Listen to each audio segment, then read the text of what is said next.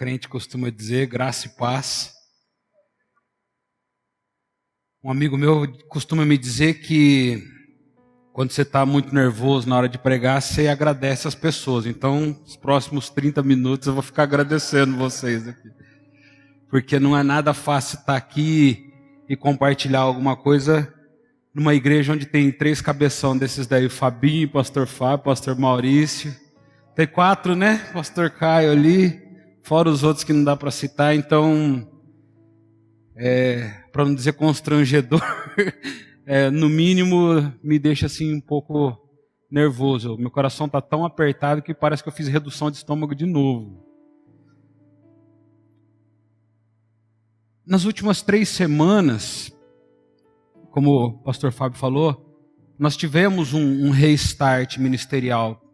Para quem não sabe ainda a circunstância que nós chegamos aqui, há 2 anos atrás nós voltamos da cidade de Cornélio Procópio, de um ministério de libertação, onde eu coordenava uma comunidade terapêutica. Chegamos aqui, cremos que direcionados por Deus, iniciamos um trabalho com igreja. Esse trabalho funcionou durante 1 ano e há 7 meses aproximadamente nós fechamos a igreja. E é disso que o pastor Fábio falou. Esse foi o grande impacto emocional na minha vida e na vida da minha família. Quando fechamos a igreja, não se tratou só de fechar as portas de uma instituição religiosa. Se tratou de todo um projeto de vida que a gente viu sendo desmanchado, destruído. Como bom crente, eu ocupei o capeta. O diabo veio aqui, fechou a igreja. Quero dizer para você que o diabo só age onde você permite. Ele trabalha na tua legalidade. Então, se houve algo de Satanás no fechamento da igreja, o culpado fui eu. Por outro lado, hoje, 7 meses depois, eu vejo o que eu cresci no processo. O que aconteceu comigo no processo. O que aconteceu com a minha esposa no processo. O que aconteceu com meu filho de 10 anos no processo. O quanto cada um de nós cresceu, o quanto cada um de nós se desenvolveu e o quanto cada um de nós amadureceu nesse tempo. Eu sou bem mais novo que o pastor Fábio, mas a gente tem uma experiência muito parecida. E o interessante é que Deus me traz até aqui. Tem gente que fala assim, chegou com um carrapicho, né? Queria ter chegado com um carrapicho, né? Eu cheguei arrebentado, dilacerado. E a minha decisão nesse tempo tinha sido de não ter mais nenhuma atividade ministerial. Eu comecei a desenvolver um trabalho secular. Fiz um monte de plano com o PH para esse ano. Mas eu entendi que os planos de Deus são maiores do que os do PH. E há 2 semanas reiniciamos o serviço da obra de Deus. Voltamos a servir a igreja de Cristo. E tem sido maravilhoso porque esse é o 3º domingo seguido que eu vou ministrar o mesmo texto bíblico, mas não a mesma mensagem. Isso quer dizer que um homem que ficou 7 meses recluso dentro de si mesmo, totalmente desacreditado daquilo que eu mesmo pregava e convicto de que não era mais capaz de ouvir a voz de Deus. Então, num período de 3 semanas, Deus tem falado abundantemente comigo. Deus tem derramado em todos os dias sobre a minha vida graça. Graça. Nem todos os dias eu tenho tido a paz que eu espero ter em Cristo. Mas todos os dias eu tenho experimentado graça. E quando eu falo de graça,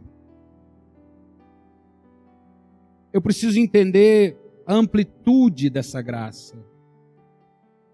Qual o tamanho da graça?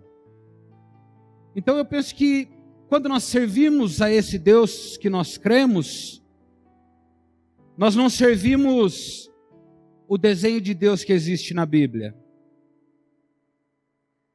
A Bíblia era inspirada por Deus, mas ela foi ditada pelo Espírito Santo a homens dentro de um limite em que nós pudéssemos compreender Deus. Mas Deus é muito maior do que o que a gente lê ali, porque Deus é um Deus infinito. Então eu penso que às vezes eu quero limitar esse Deus, eu quero definir esse Deus, eu quero estabelecer quem é esse Deus, como é esse Deus, mas eu esqueço que Deus não é definível pela minha mente humana. Eu não posso estabelecer um parâmetro de Deus. A igreja que vive o tempo da graça, muitas vezes quer definir e determinar leis para dizer quem é Deus. Eu e o pastor Fábio conversávamos há poucos dias. Nós queremos colocar a igreja dentro de uma caixa e estabelecer os limites. Isso pode, isso não pode. Assim é certo, assim é errado. Isso é o Espírito Santo, isso não é o Espírito Santo. Mas quando eu começo a construir as paredes da caixa onde cabe esse Deus, eu começo a limitar a ação dele na minha vida. E aí eu começo a estabelecer cercas até onde pode ir a graça desse Deus sobre a minha vida. A canção diz que a graça é incomparável. Outra diz que a graça é incrível. Então, quando eu penso nos adjetivos que nós homens usamos para definir a graça, nós dizemos que ela é ininteligível para nós. Então, como eu posso estabelecer um parâmetro de graça? Se a graça é de Deus, Deus é infinito, então eu devo crer que essa graça também é infinita. E também é impossível de eu estabelecer um limite para essa graça.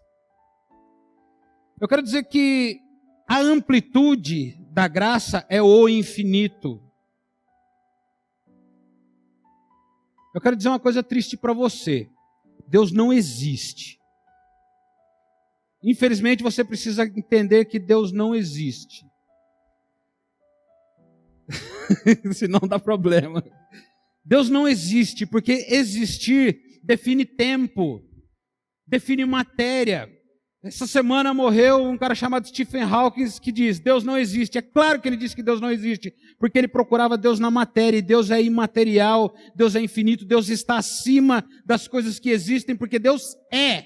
Quando perguntaram, Moisés falou assim, Senhor, eu vou dizer que quem está me mandando? Ele fala, eu sou. E a graça do Deus que é na minha vida. Ela é na tua vida. Deus existe num perfeito estado de eternidade. E aí a pergunta é, vivemos o tempo da graça de Deus? Ou será que vivemos a revelação da graça dos tempos?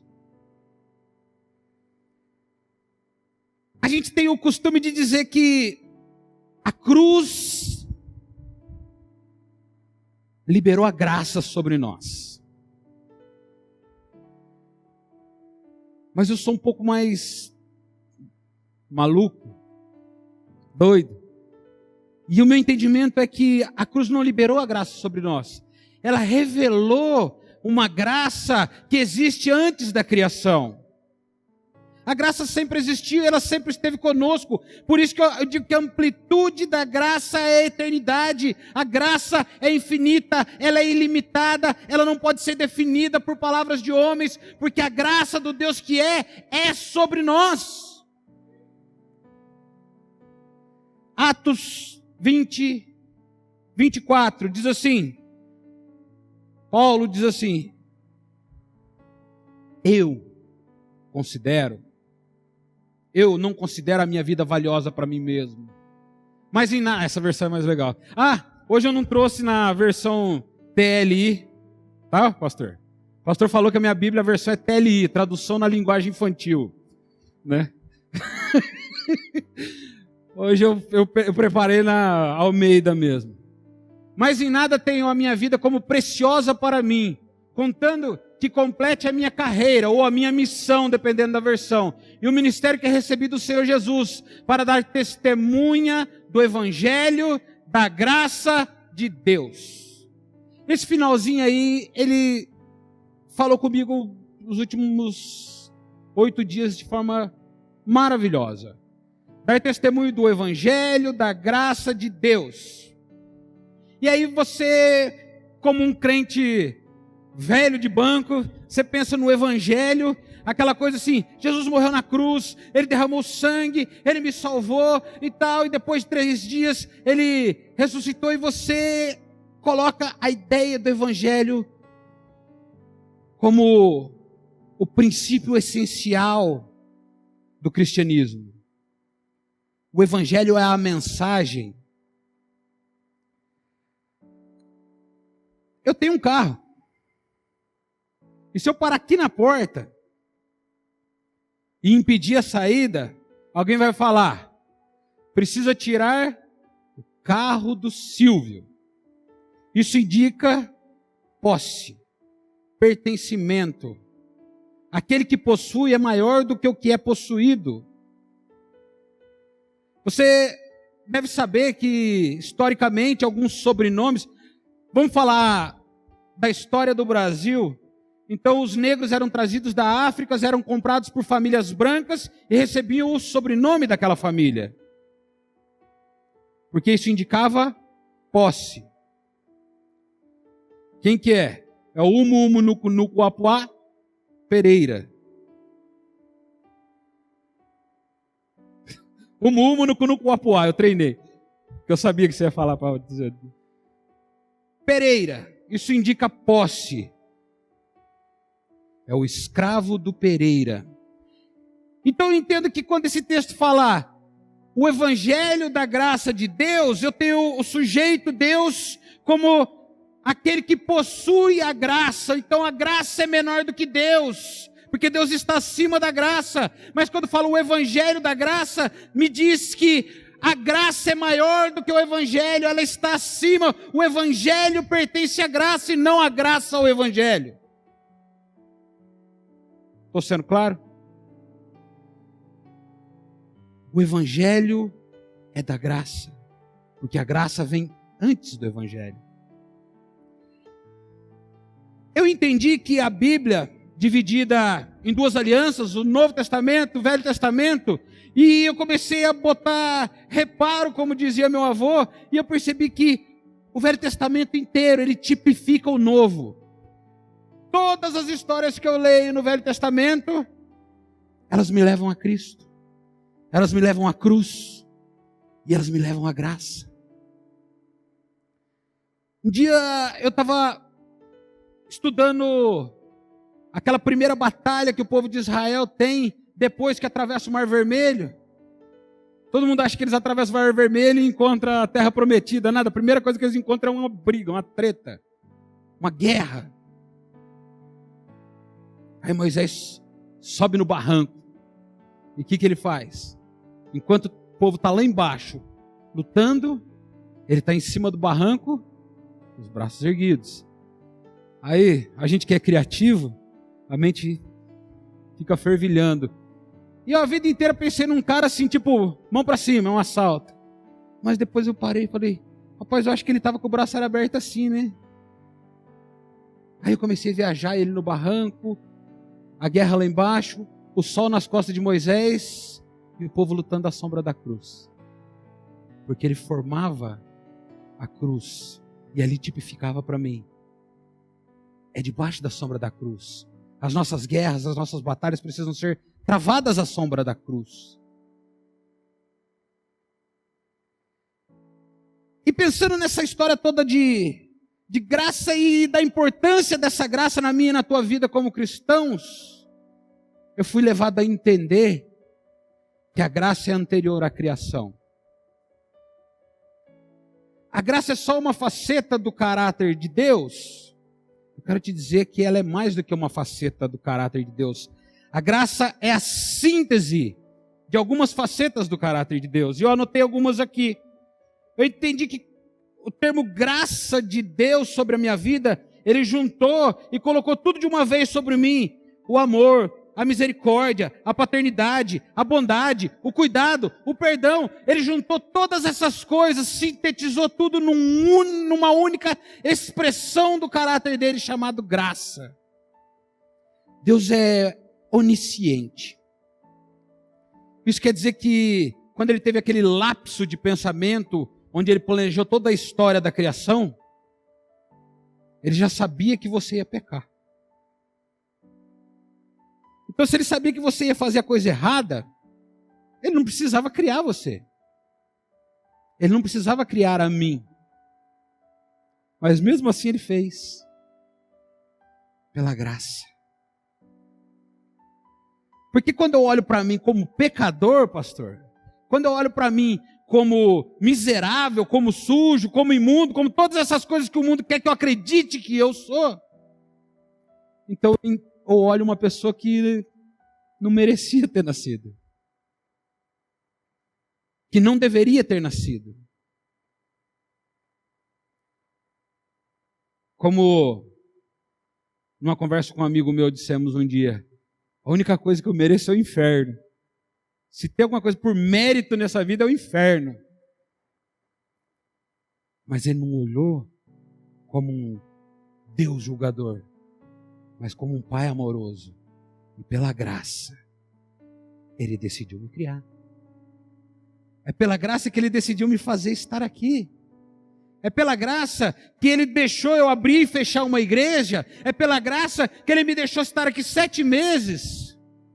E é pela graça que ele me tirou da tristeza. É pela graça que ele me tirou daquela profusão de sentimentos e de emoções. É pela graça que ele tem me permitido a cada dia estar mais próximo dele e ouvindo ainda mais a voz dele e sentindo ainda mais esse amor, essa misericórdia, essa bondade, essa paternidade sendo derramada sobre a minha vida. E a Bíblia fala o tempo todo dessa graça. Segundo o livro de Samuel, capítulo 9, Perim conta a história de Mefibosete. Já ouviram falar desse cidadão? Vai ser o nome do neném, né? Mefibosete? Ou é Zorobabel? Mefibosete. Esse texto fala de graça. A essência desse texto para mim, essa semana, é graça. Quando o pastor Fábio falou que ia ministrar hoje aqui, eu pensei 1 milhão de coisas para ministrar. Falei para ele, vou mostrar tudo que eu sei, né? Começar lá em Gênesis e até Apocalipse. E a semana inteira eu meditava e Deus falava, graça, graça, graça. Eu falei, Senhor, eu vou ministrar graça, que jeito nessa igreja? A igreja da graça, que não é internacional da graça, mas é a igreja da graça. E Deus fala, vai lá no texto de Mefibosete que a graça está lá. Eu falei, meu Deus, e agora? Olha que interessante. Mefibosete, ele era neto do rei Saul, filho de Jonatas, melhor amigo de Davi. Não Mefibosete, mas Jonatas era o melhor amigo de Davi.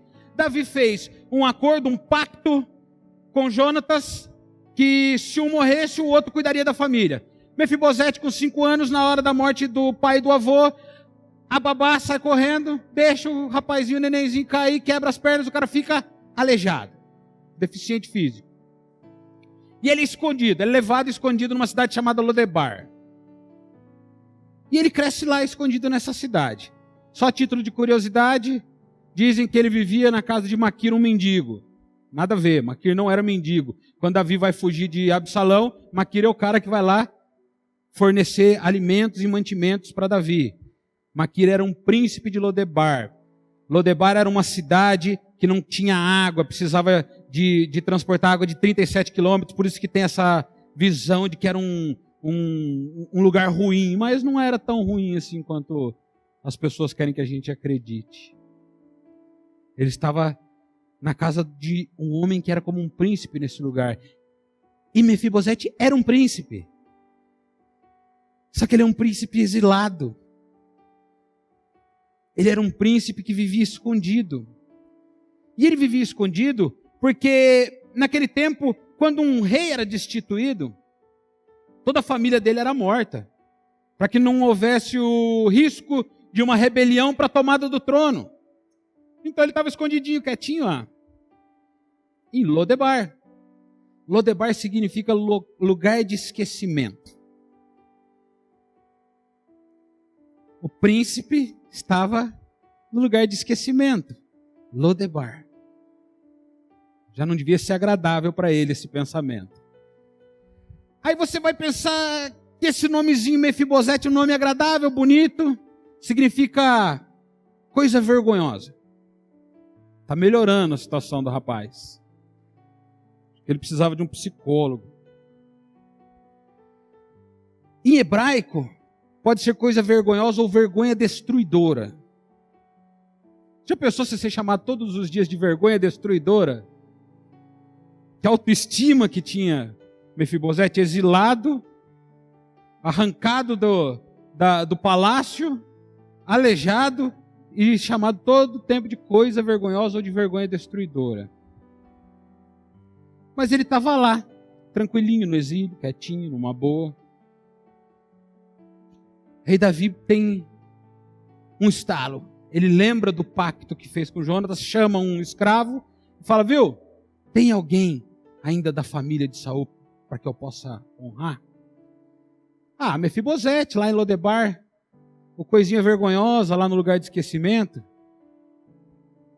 A Bíblia fala que Davi, no versículo 5, diz que Davi mandou buscar Mefibosete. Legal. Olá, Mefibosete. Bom dia, coisinha vergonhosa. Rei Davi veio mandar que eu convidasse você a estar com ele no palácio. Só que a palavra original do grego é lakash. E ela não dá ideia de um convite.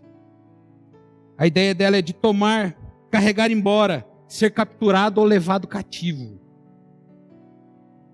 Davi mandou sequestrar Mefibosete e levar para o palácio. Então os soldados entram, pegam Mefibosete, ninguém fala nada, e começa a carregar e fala, para onde vocês estão me levando? Rei Davi mandou chamar. O que esse cara pensou? Finish him. Acabou, estou morto. Já era. 47 quilômetros de viagem naquela época, devia dar uns 2 dias de viagem, talvez. Preocupado com a morte. E ele é levado, sem muita explicação, ele é sequestrado, chega na frente do palácio, ele é levado à presença do rei, só o fato dele ser aleijado já impedia ele de estar na presença do rei. Aí ele falou, agora que eu só vou entrar no palácio, não vou sair. A hora que ele é colocado na frente do rei, Davi olha para ele e fala, eu te trouxe aqui porque eu vou te honrar. Porque eu fiz um trato com teu pai, eu quero cuidar de você. Davi falou, a Bíblia diz que Davi falou isso para ele, que ele estava ali para ser honrado, para ser cuidado. Ele foi tomado à força, fora da vontade dele. Ele não foi convidado, simplesmente o rei foi lá e pegou ele e colocou no lugar de honra e disse para ele, agora você está no lugar de honra. E aí Mefibosete olha para o rei e fala, o que o rei quer com um cão morto como eu? Essa é a nossa visão diante da graça de Deus. Você não foi convidado a estar na presença do rei. Você não foi convidado a sair da vida de pecado. Você não foi simplesmente convidado a viver uma nova etapa. Você não foi convidado a estar debaixo da graça. A graça, ela é sobre você. Mas quando Mefibosete olha para o rei e fala, O que o senhor quer com um cão morto como eu? Esse cão, no sentido literal, é cão de cachorro. Mas a palavra é keleb, ela também significa desprezo e humilhação. E a palavra muvt, que é o original para morto, ela significa morto, mas executado ou ser levado à morte. Então o que ele diz ali é, o que o senhor quer com uma coisa vergonhosa, desprezível como eu, que está prestes a ser executado? Peraí, o rei tinha acabado de falar para ele que ele estava ali para ser honrado, e ele continuava insistindo que ele era uma coisa desprezível que estava morrendo. Ele recebeu graça, mas não estava entendendo o que estava recebendo. Ele foi arrancado da vergonha, da humilhação e do desprezo por uma força, por um poder muito superior a ele, mas não entendia, porque a mente dele só via a circunstância dele como homem, a mente dele só via a situação humana dele. E quando eu falo que nós vivemos em perfeito estado de graça, é porque nós precisamos entender que nós não somos Mefibosetes, que não somos cães mortos, que não somos mais coisas desprezíveis, por mais que o mundo queira te fazer acreditar que você não tem valor, que você não é merecedor disso ou daquilo. Deus continua sendo Deus e a graça continua estando sobre a tua vida. E aí eu já ouvi pregações assim: meu irmão, minha irmã, você precisa aceitar a graça. Eu quero te dizer que não é uma questão de aceitar a graça, porque ela é, e ela é o tempo todo. A questão é deixar de se enxergar como o cachorro morto, deixar de achar que você não tem valor, deixar de se olhar como um pecador, como um miserável, como um desgraçado. Porque desgraçado é isso, é sem graça. Dá para entender. Pelo amor de Deus, até quando Deus vai parar na nossa frente e falar: eu fui lá, sequestrei você daquele mundo, daquela vida, daquela circunstância nojenta, e eu trouxe você, eu coloquei aqui dentro do palácio, na minha presença. Você entende isso? Ele morreu na cruz. Quando ele morreu na cruz, o véu se rasgou. Naquele momento ele pega eu e você, e ele não perguntou se eu e você queríamos, simplesmente ele colocou a gente sentado na mesa dele. Nós recebemos no ano passado uma mulher na nossa casa. A gente acabou de conhecer a mulher, ela chegou e falou: fui despejada, não tem onde morar. O que a gente fez? Leva ela para casa. Eu não entendia. Ela passou uns 20 dias lá em casa. Todas as vezes ela sentava na mesa com a gente para comer. Ela colocava arroz no prato e ficava comendo arroz puro. Aquela bistecona de porco, assim, bem frita, douradinha, que a minha mulher faz. E a mulher comendo arroz. Eu olhava para ela e falava: Rose, come carne, filha, é teu, é para você. Mefibosete, eu tenho o banquete, eu tenho a mesa, eu tenho o salão do rei, eu tenho a presença do rei, eu recebi a graça do rei, mas insisto no pior, faço questão do pior.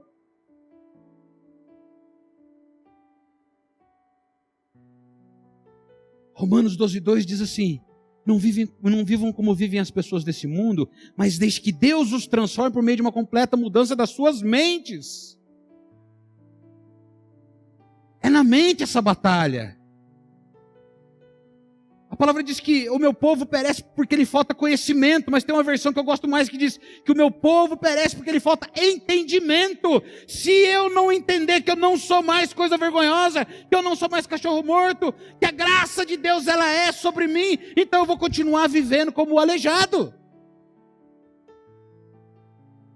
As igrejas estão repletas de aleijados espirituais. Sabe de uma coisa? Não foi fácil todo o processo que nós vivemos nesses meses. Não foi. Teve sofrimento.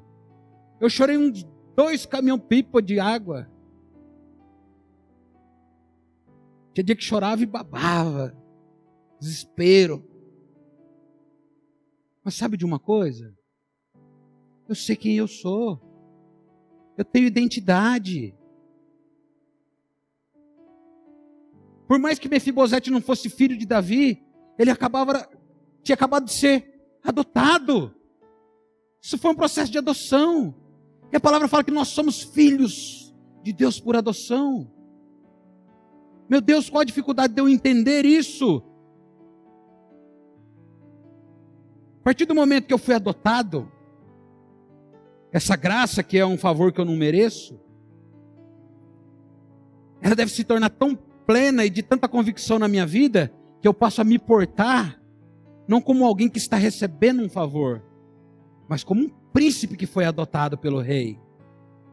Qual a dificuldade que eu tenho de compreender a minha identidade real? Eu sou um príncipe, porque a graça, ela está sobre mim, ela é.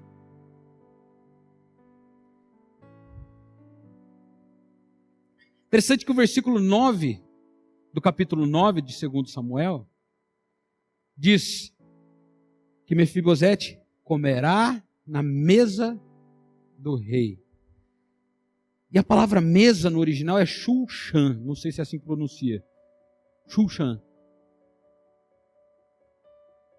E além dela significar mesa, ela significa uso privado ou uso sagrado.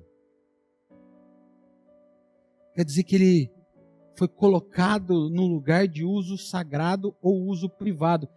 É mesa do rei, não é qualquer mesa essa palavra. A palavra usada ali é mesa do rei. Eu fui arrancado e colocado no lugar sagrado. Eu fui arrancado de Lodebar, do lugar onde eu estava esquecido, e fui trazido e sentado na mesa do rei, no lugar sagrado. E você? Onde você está sentado hoje?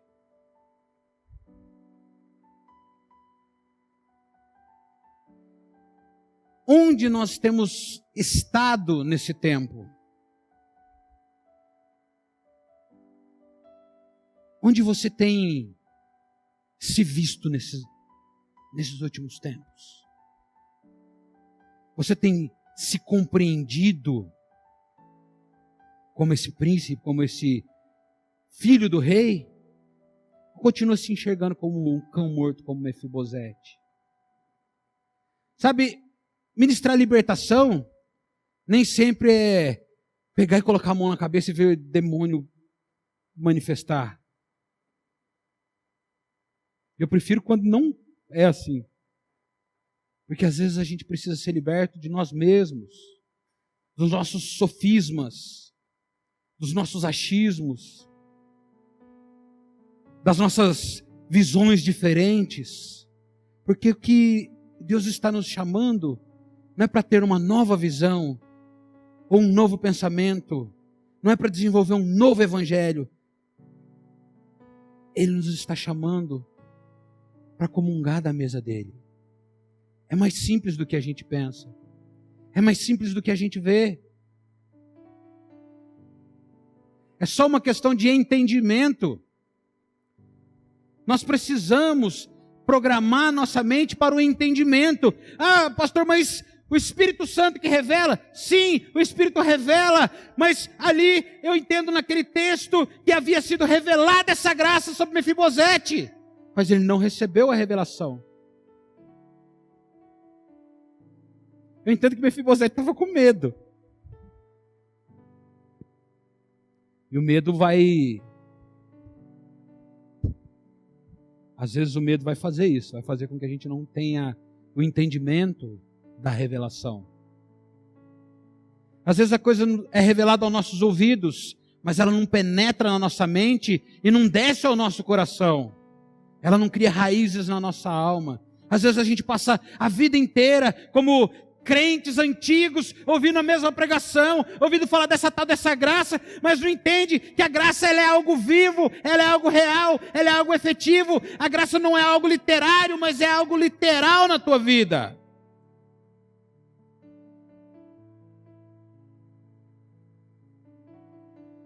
Mas eu sou pecador ou não sou pecador, pastor? A questão não é essa. A questão é que a identidade é uma só.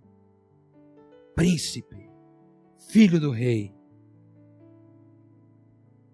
Aqueles que têm fome que venham e comam. A mesa está servida, a mesa está posta, ela está à tua disposição. Deus serviu, Ele ofereceu o melhor, e Ele diz que o povo dele teria o melhor dessa terra. Peraí, não estou confundindo, a gente está falando daqueles cachos de uva gigantes lá de Israel? Eu quero te dizer que o melhor dessa terra é o Deus que vive aqui, que é o Espírito Santo. Esse é o melhor dessa terra. Esse é o grande alimento que está aí à disposição para nós. Às vezes eu fico olhando assim, a palavra diz que Ele é como fonte de água viva, uma fonte que jorra para a eternidade, não é? Quem está com sede, que vem e beba. E de repente você vê lá a crente assim, ó, debaixo de goteira, porque não entendeu a sua identidade. No mundo tereis aflições. As aflições vêm. Davi mesmo fala, quando as grandes ondas de sofrimento chegarem, elas vêm para quem é cristão, para quem não é, para quem tem Cristo, para quem tem o Espírito Santo, para quem não tem. Mas se eu não entender a minha identidade real, viver como um Mefibosete, recebe a revelação e não entende a revelação, recebe a revelação e não quer a revelação, a sede nunca vai acabar, a fome nunca vai passar. Aí você grita no louvor, aquele louvor pentecostal, e você gritando, me enche Espírito Santo. Você tem que entender que para eu te encher, você precisa se abrir para essa graça. Precisa se abrir para esse entendimento. Você precisa se abrir para isso que eu quero te entregar sem custo nenhum. Sem custo nenhum. Fala amém. Pelo amor de Deus, fala amém. Sem custo nenhum. Uma fonte de água viva que jorra para a eternidade. Esse pequeno tempo que você está passando aqui, esses momentos que você está vivendo aqui como ser humano, que é a pior fase da tua vida eterna, não tenha dúvida disso. Quando a gente se encontrar no céu, eu espero que você esteja lá também, em nome de Jesus, mas quando a gente se encontrar lá, você vai falar, é verdade, aquela foi a pior fase. Né, Fabinho? Mas a gente vai se encontrar lá e você vai falar, caramba, perdi tanto por não entender isso. Bebi tão pouco dessa água por não ter entendido isso.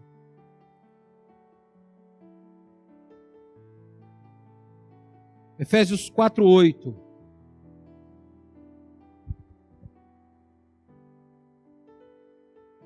Não?